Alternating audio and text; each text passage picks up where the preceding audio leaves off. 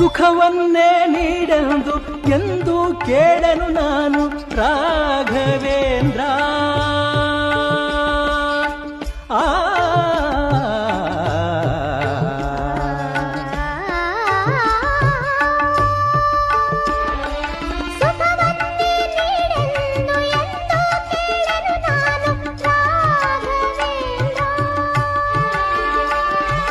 ಮುನ್ನ ಮಾಡಿದ ಪಾಪ ಯಾರ ತಾತನ ಗಂಟು,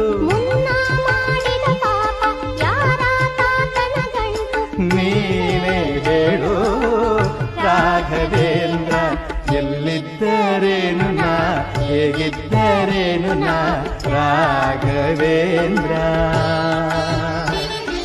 ನಿನ್ನಲ್ಲಿ ಶರಣಾಗಿ ನೀ ನನ್ನ ಉಸಿರಾಗಿ ಬಾಳಿದರೆ ಸಾಕು ರಾಘವೇಂದ್ರ.